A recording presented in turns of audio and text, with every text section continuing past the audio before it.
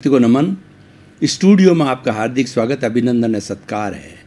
सनातन सत्य, दृष्टि विज्ञान, जैसी दृष्टि वैसी सृष्टि, इस कार्यक्रम के अंतर्गत हम आपको कुदरती रचना और कुदरत के कानून से अवगत कराते हैं।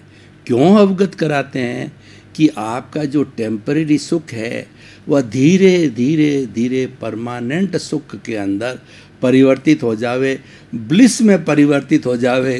कुछ जन्मों के बाद में आपको ब्लिस प्राप्त हो जावे, यानी आपको स्वरूप की अनुभूति हो जावे और आप सिद्ध बुद्ध मुक्त बन जाओ। ये सारा कार्य हम अलग अलग विषयों के माध्यम से आपके सामने प्रस्तुत करते हैं। तो आज का हमारा बहुत ही सुंदर विषय है कि रियल एवं रिलेटिव पुरुषार्थ। भाई और बहनों, दो शब्द है, एक तो रियल और एक तो रिलेटिव। रियल का मतलब होता है निरपेक्ष, रिलेटिव का अर्थ होता है सापेक्ष, और पुरुषार्थ का अर्थ होता है कार्य करना, to do some exertion, to do some activities, और कुछ कार्य को करना। कार्य होता है मन, वचन और काया। ये तीन हमारे योग कहलाते हैं। तीनों की प्रवृत्ति से कार्य होता है। तो मन, वचन, काया के द्वारा जो भी प्रवृत्ति की जाती है वह सारा पुरुषार्थ में आता है। लेकिन मन, वचन, काया जो है, यह सारा जो है वह अवस्था मात्र है, ये परमानेंट नहीं है। मन, वचन, काया तथा उससे जुड़ी हुई हर अवस्था संजोग है। हर अवस्था वह जो है वो अवस्था मात्र ही है, उसको हम परमानेंट नहीं कह सकते हैं। तो ये सारा इससे जुड़ी हुई हर अच्छी प्रवृत्ति है, ये रिलेटिव पुरुषार्थ है। और रियल पुरुषार्थ इससे परे है। रियल पुरुषार्थ जो है वह चेतन अवस्था से जुड़ा हुआ है, चेतना की भाव सत्ता से जुड़ा हुआ रियल पुरुषार्थ है। हमारा जो ये शरीर है ये मिश्र चेतन है, इसके अंदर आत्मा भी है और ये जड़ तत्व जो हमारा कार्बन शरीर, हमारी कॉजल बॉडी और हमारा जो सूक्ष्म शरीर है जिससे हमको ये स्थूल शरीर मिला है। तो मेन गंगोत्री है वो हमारी कॉजल बॉडी है, वो हमारा राग द्वेष है, वही जन्म जन्मांतर के अंदर हमको भटकाता है और वही ये शरीर देता है। तो इसीलिए मन, वचन, काया से जुड़ी हुई हर अवस्था मात्र कुदरती रचना है, जिसका कोई बाप भी रचने वाला नहीं है, और वह जड़ है और वह विनाशी है, वह टेम्परेरी है। तो इसीलिए रिलेटिव पुरुषार्थ टेम्परेरी है, रियल पुरुषार्थ परमानेंट है। परमानेंट का मतलब फॉर एवर। जैसा कि मैंने बताया, शरीर के अंदर आत्मा भी है और ये शरीर भी है, तो शरीर तो नाशवान है। देखिए, मैं आपको उदाहरण देना चाहता हूँ कि पिछले जन्मों के अंदर मान लीजिए कि मैं मोहन राज नाम का व्यक्ति था। तो मोहन राज ने पिछले जन्म में जितना आयुष्य कर्म था उसके अंदर जितने जितने कॉजेज डाले, उस कॉजेज से कॉजल बॉडी खड़ी हो गई, और वह कॉजल बॉडी के अनुरूप जो है जब आयुष्य समाप्त हुआ तो सारे जो भाव कर्म थे कॉजल बॉडी के, वो इस जन्म के अंदर जो है वो द्रव्य कर्म के रूप में मिल गए और एक नया पुतला तैयार हो गया जिसका नाम सोहन राज है आपके सामने। यानी जो पिछला आपने चार्जिंग किया था, मन, वचन, काया की बैटरियों को चार्ज किया था, वो मन, वचन, काया की बैटरियां जो है अब यहाँ पर डिस्चार्ज हो रही है। अब ये पुनः सोहन राज का जो पुतला है, जो कि राग द्वेष से जुड़ा हुआ है, इसके अंदर कॉजल बॉडी विद्यमान है।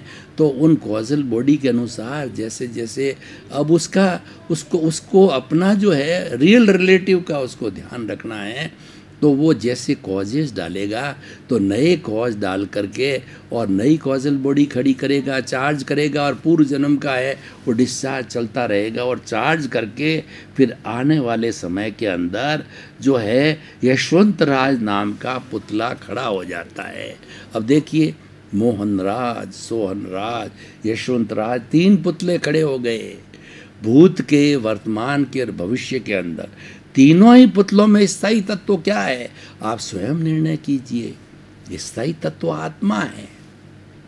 स्थायी तत्व अनादि अनंत काल से आत्मा अपने मूल स्वरूप में ही है। वो मुक्ति की अवस्था के अंदर ही है। वह तो ज्ञाता है, दृष्टा है, वह अनंत ज्ञान वाला है, वह अनंत दर्शन वाला है, वह अनंत शक्ति वाला है। वो 24 कैरेट का सोना है और वह मुक्त अवस्था में ही है। लेकिन उसको बांधा किसने है?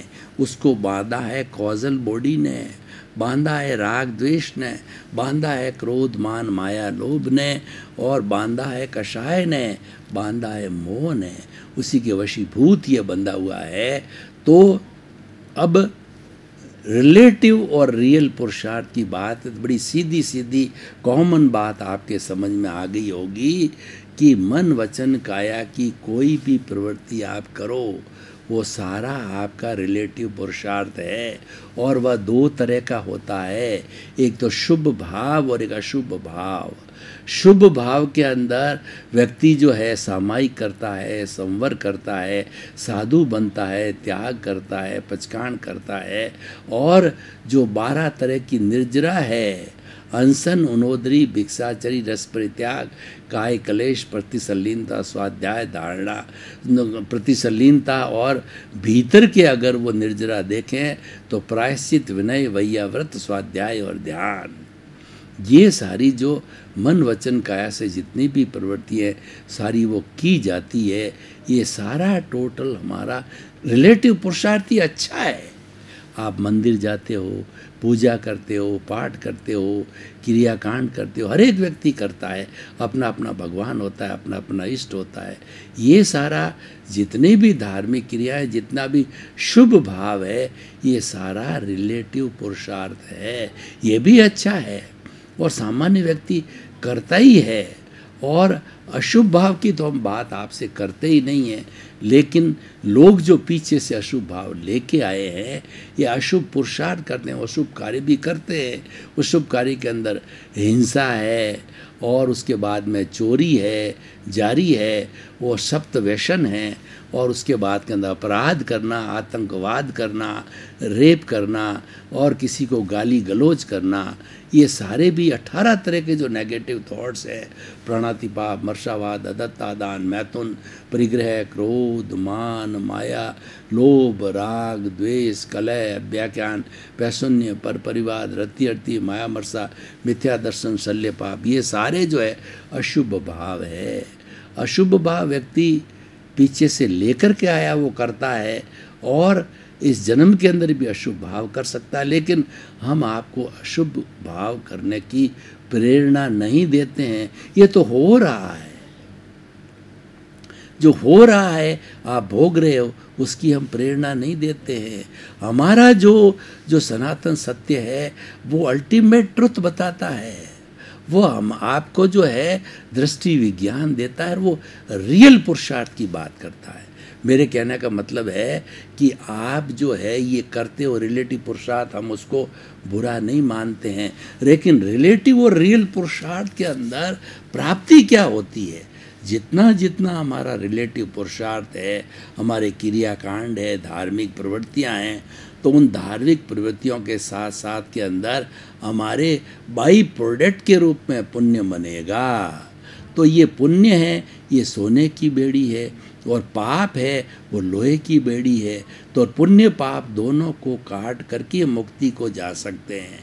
देखिए भाई और बहनों, मैं आपको एक उदाहरण देना चाहता हूँ कि 2 तरह के कैदी होते हैं। एक तो वीआईपी होता है, उसको सोने की बेड़ी जो लगा दी जाती है और उसको आइसोलेशन में अच्छे मकान में नज़रबंद किया जाता है।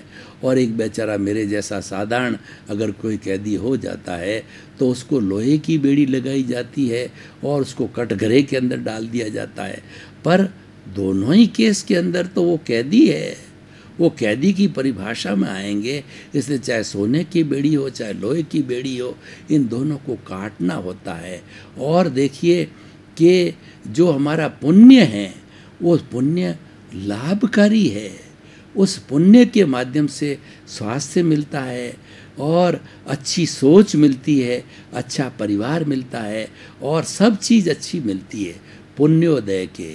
और अगर पापोदय हो जाता है तो पापोदय को काटने के लिए पुण्य का सहारा लेना पड़ता है। कैसे सहारा लेना पड़ता है, मैं एक आगमों के उदाहरण से आपको बताना चाहता हूँ कि आपका एकदम वाइट कपड़ा है, उस वाइट कपड़े पे काला दाग लग गया तो उस काले दाग की सफाई के लिए आप डिटर्जेंट पाउडर का उपयोग करते हैं और इसको जब खूब जो है धो दिया जाता है तो धोने के बाद के अंदर वह दाग हट जाता है। अब आगमकार यहाँ कहते हैं कि क्या उस कपड़े को आप साबुन सहित ही सुखा देते हो, तो आप कहोगे नहीं, उस साबुन सहित कपड़े को हम 2-4 बार रिंसिंग करेंगे, साफ पानी के अंदर इस साबुन को अलग करेंगे। तो ये साबुन को जो अलग करने का अर्थ ये हुआ कि आपने पुण्य को भी अलग किया, पहले दाग रूपी पाप को हटाने के लिए इसका सहारा लिया और पाप को हटाने के लिए पुण्य बिना पाप नहीं कटता है, और जब हटा दिया तो दूसरा नंबर आता है कि पाप को पुण्य को जो है वो हटाने का। तो पुण्य और पाप दोनों को हटाने के बाद ही हमारी कॉजल बॉडी, हमारा राग द्वेष, हमारा अज्ञान, हमारा कषाय है वो ज़ीरो होता है। तो वो हमारा जो है वह सारा रिलेटिव पुरुषार्थ है। अब टेम्परेरी है और हम परमानेंट की बात करें तो परमानेंट पुरुषार्थ होता है, परमानेंट चीज़ चेतना है। तो उस चेतना के साथ में जुड़ जाते हैं हम तो वो रियल पुरुषार्थ होता है। और मन वचन काया टेम्परेरी है, इस जन्म के साथ चले जाने वाली है, आप कैसे भी जुड़ सकते हो, निर्णय आपका है। तो इसकी शुभ प्रवृत्ति से जुड़ गए तो आप रिलेटिव पुरुषार्थ के अंदर आ जाओगे। और रिलेटिव पुरुषार्थ भी पीछे से हम लेकर के आते हैं। रिलेटिव पुरुषार्थ तो ऑटो मोड से होता है और वह कुदरती रचना और कुदरत के कानून के अधीन कार्य करता, परवस्था होती है, स्वतंत्रता होती है। हम तो आपको स्वतंत्रता की बात करते हैं, हर एक व्यक्ति स्वतंत्रता चाहता है। एक पक्षी है वो जो है वो आकाश के अंदर फ्रीली उड़ना चाहता है, उसको जब पिंजरे में कैद कर दिया जाता है वो छटपटाता है क्योंकि उसको स्वतंत्रता चाहिए। उसी तरीके से आदमी को जब कैद में डाला जाता है तो वह छटपटाता है क्योंकि उसको जो घूमने फिरने की, समाज के अंदर सब कार्य जो है आनंदपूर्ण करने की स्वतंत्रता होनी चाहिए। धार्मिक स्वतंत्रता, बोलने की स्वतंत्रता, अपना पारिवारिक जीवन करने की स्वतंत्रता होनी चाहिए। परंतु जो है ये स्वतंत्रता हो जाती है तो कहने का अर्थ ये है कि जो हमारा रियल पुरुषार्थ है उस पर जड़ के कानून लागू नहीं होते हैं और उसके नियम अलग है और वह स्वतंत्र है। अब निर्णय आपको करना है कि आपको स्वतंत्र चिंतन करना है या प्रतंत्र जो पीछे से लेके आए हो उसके साथ जुड़ना है। यानी उदाहरण के तौर पर मैं आपको बताना चाहता हूँ, मान लीजिए हमारा पुण्योदय है और हमारे धन, ऐश्वर्य, कुबेर, रिलायंस की तरह आप कुबेरपति बन जाते हो, तो फिर जो है आपके मन में भावना आती है कि लोग मुझे अच्छा कहे कि मैं कुबेरपति हूँ, और उस कुबेरपति बने रहने से लोगों को दिखाने के लिए प्रदर्शन के रूप में आप डोनेशन देते हो, अस्पताल बनाते हो या जो है वृद्धाश्रम बनाते हो या स्कूल कॉलेज कुछ भी बनाते हो। तो उसके पीछे अगर आपकी ये भावना ये है कि लोग मुझे अच्छा कहे, आपको लोलुपता की भावना होती है सारी, तो ये जो है ये देखिए वो आने के बाद में आप कर्ता बन गए। और देखिए कि ये जो रिलेटिव पुरुषार्थ आया इसने आपको कर्ता बना दिया, और कर्ता, डूअरशिप, ऑनरशिप यही दुख का कारण है जब व्यक्ति अपने आप को कर्ता। अव्वल तो ये हमारी प्रकृति कहती है कि मैंने किसी को कर्ता बनने की पावर नहीं दी है और कोई कर्ता बन ही नहीं सकता है, लेकिन फिर भी आप मिथ्या दृष्टि से अपने आप को कर्ता मानते हो। तो ये आपकी अज्ञानता है, ये आपका मिथ्या दर्शन है, ये आपका रॉन्ग बिलीफ है। आप तो निमित्त हो और दूसरे को भी एक निमित्त रूप में समझो क्योंकि कर्ता तो व्यवस्थित शक्ति है, साइंटिफिक सर्कमस्टेंशियल एविडेंसेज है, वही करता है, तो हम जो है कर्ता बन जाते हैं और जो पुनः हम कॉजल बॉडी को बढ़ाने का काम कर लेते हैं, कर्म बंधन का काम करते हैं, चार्ज का काम करते हैं। तो मेरे कुल कहने का अर्थ ये है कि आप स्वतंत्रता की तरफ जाओ, आप स्वतंत्रता की तरफ क्यों जाते हो?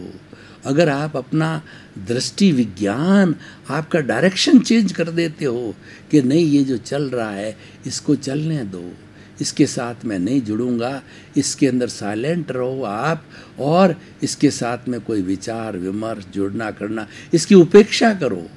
जो प्रारब्ध और उदय है उसकी उपेक्षा करो, और उपेक्षा न करते हो तो ये सारा रिलेटिव पुरुषार्थ हो जाता है। आप मानते हो कि नहीं ये मैं करने वाला हूँ, तो वो आपका रिलेटिव पुरुषार्थ है, आप कर्ता बन गए उसके अंदर।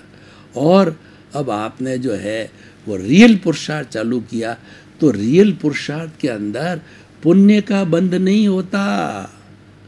रिलेटिव पुरुषार्थ जो कि मन वचन काया की क्रिया से जुड़ा हुआ, शुभ प्रवृत्ति से जुड़ा हुआ है, तो वहाँ पुण्य का बंध होता है। और उस पुण्य के बंध को भोगने के लिए हमें मनुष्य जीवन के अंदर या हमें देवगति में जाना होता है। देवगति की मिनिमम उम्र 10,000 साल होती है, अधिक 33 सागरोपम है। यानी उन सब को भोगने के लिए आपको पता नहीं जो आज मनुष्य का जन्म है, कितने कितने सैकड़ों सैकड़ों हजारों जन्म तक इंतज़ार करना पड़ेगा। अब आप कहते हो नहीं मेरे तो धीरे धीरे जाना, इंतज़ार करना है, तो आप रिलेटिव पुरुषार्थ करो, जो निर्णय आपका है, और उससे आप बंधे हुए हो, और आप देते हो मुझे तो रियल पुरुषार्थ करना, उसमें स्वतंत्र हो। रियल पुरुषार्थ करने के लिए बहुत सीधी सादी प्रक्रिया है कि प्रतीति, जागृति और अनुभव को बढ़ाओ। हमको हमारा रियल पुरुषार्थ चालू कब होता है? जब हम पुरुष बन जाते हैं, और ये भी पुण्योदय से होता है। और पुण्योदय से हमारे भाग्य से जो है हमको सद्गुरु मिल जाता है, या हमको जो है ज्ञानी पुरुष मिल जाते हैं। वो हमारे अनंतानुबंधी रूपी जो दर्शन मोहनीय हैं, वो जो जहर की थैली है, जो कर्म बंधन होने का सबसे बड़ा कारण है, उस कारण को हटा देते हैं, उस कारण की शल्य चिकित्सा कर देते हैं, उस कारण को फेंक करके हमको राइट बिलीफ दे देते हैं, सम्यक दर्शन दे देते हैं। तो सम्यक दर्शन देने के कारण जो है हमारा रियल पुरुषार्थ चालू हो जाता है। रियल पुरुषार्थ जो है वो 3 तरह की आत्मा होती है।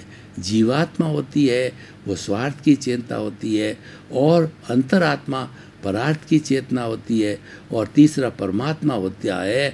वह हमारी जो है वह परमात्मा बनने की जो है वो अवस्था होती है, वो तो परम अर्थ से जुड़ी होती है, परमार्थ से जुड़ी हुई होती है, परमार्थ की चेतना होती है। तो भाई और बहनों, हमें हमें जो है वो अंतर आत्मा बनने के बाद ही हमारा रियल पुरुषार्थ चालू होता है, क्योंकि उसके बाद हमको ये प्रतीति बिठा दी जाती है कि तुम तो शुद्ध आत्मा हो, तुम तो ज्ञाता हो, तुम तो दृष्टा हो, तुम तो जानने वाले हो, तुम तो देखने वाले हो, और अनंत और आत्मा के असंख्य असंख्य गुणों की जो है हम भजना करने लग जाते हैं।